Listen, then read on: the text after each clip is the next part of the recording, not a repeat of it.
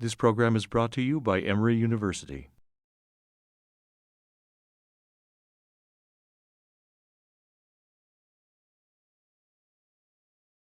Thank you, Bobby.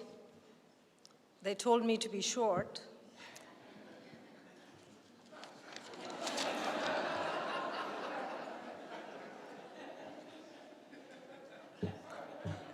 Adjusting for inflation, here's my $2 worth. What you're looking at here is the result of twinned acts of trust and care.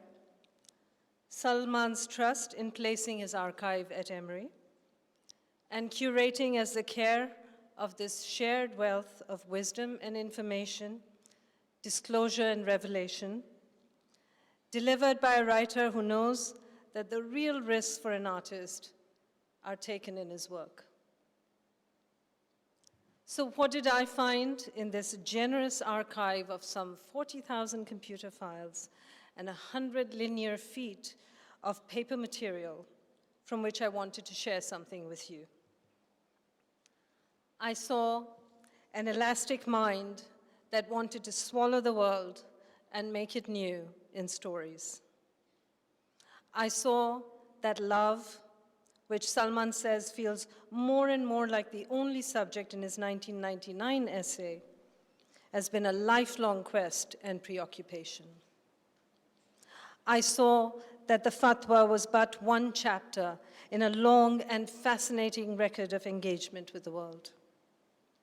I saw what he meant when he said, the human being is a storytelling animal, or actually the storytelling animal, the only creature on earth that tells itself stories in order to understand what sort of creature it is.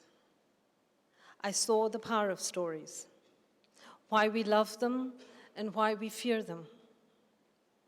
I saw that this was a writer who kept me awake when I wanted to go to sleep. Going through box after box, file after file on the computer, I was reminded of the ending of each story in the Arabian Nights, one of Rushdie's favorite books growing up in Bombay. Shahrazad's sister, Dunyazad, would exclaim at the end of every tale, "What a strange and entertaining story." And Shahrazad would invariably reply, "What is this compared with what I shall tell you tomorrow night?" The archive, the house of record, is a word that seems to dwell in the past. This one promises the future.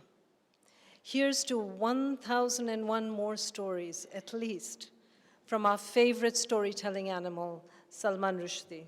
Thank you.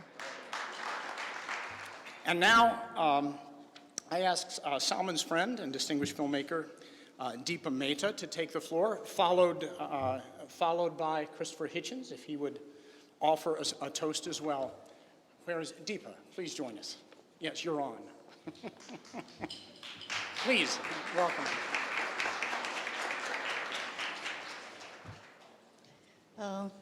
Hi, everybody. Good evening. Namaskar. Adab.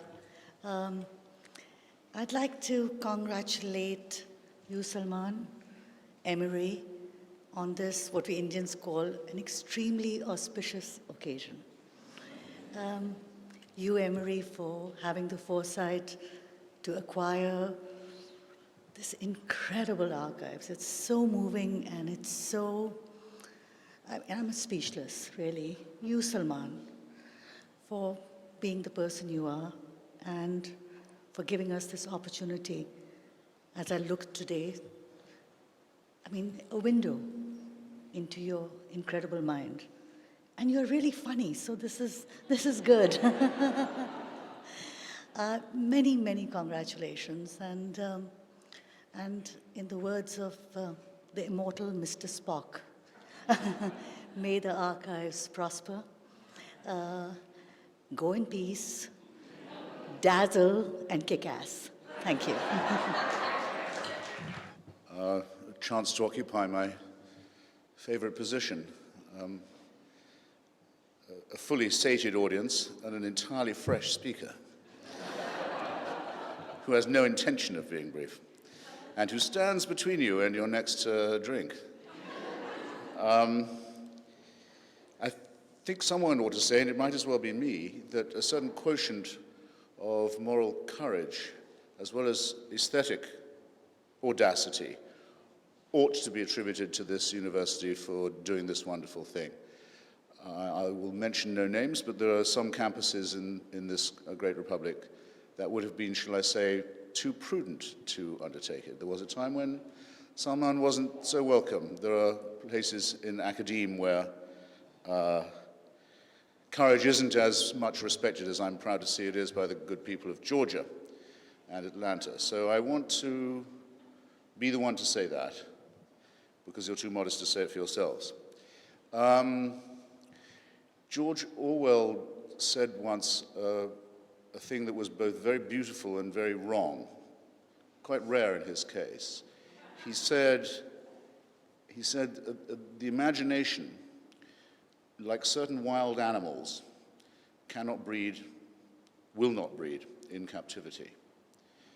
Now, I don't think I breach any confidence with my dear friend Sir Salman when I tell you that he once said to me in the bad years that went on for so long and that I was reliving as I walked around earlier, reflecting today, that he said to me once he wasn't at all frightened, or not as much frightened, of the death squads and the possibility that they might eventually close on him, as he was frightened by the idea that he might lose the will or the ability to write from the constant disruption, the continual moving. You remember the bad years, the endless distraction and the need to concentrate on things that are non-literary.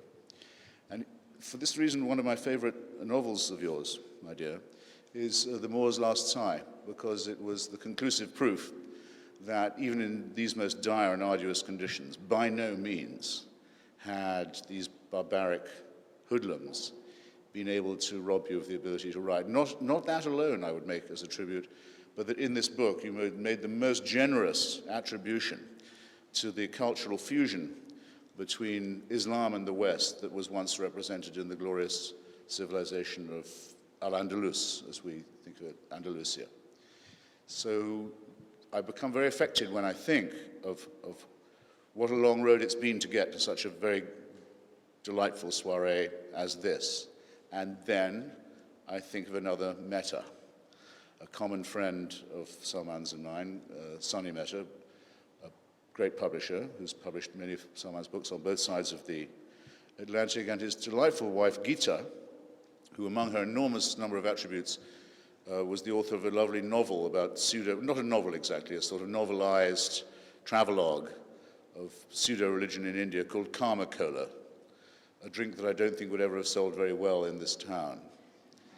And we were once all together at a meeting of the Writers' Union in Cuba. It was in 1988, early 89. It was the year that was to be so wonderful for everyone else in the world who cared about free expression, and such a bad year for Salman, as it was to turn out. And glasnost and perestroika were breaking through, though not quite in Cuba. And we were met in Hemingway's favorite old restaurant in Havana. And the question came, as the dissident members of the Cuban Writers' Union joined us, Lisandro Otero, the poet, Pablo Armando Hernandez, and others, what should we toast? You must have wondered when I'd get to this. What should our toast be? And, well, we couldn't very well toast the Cuban Writers' Union, because the Writers' Union was the reason why most of these guys had writer's block. We could, and we did in our way, toast glasnost, but by then, and perestroika, but by then that was almost a cliche. And it was Geeta Mehta who solved it, and tinkled prettily on her glass and said, I propose a toast to the health of the written word.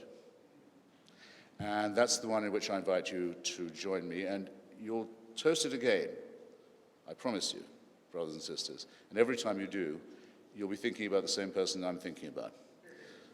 A toast to the health of the written word and to its great expositor, Sir Salman. Well done. Thank you. The preceding program is copyrighted by Emory University.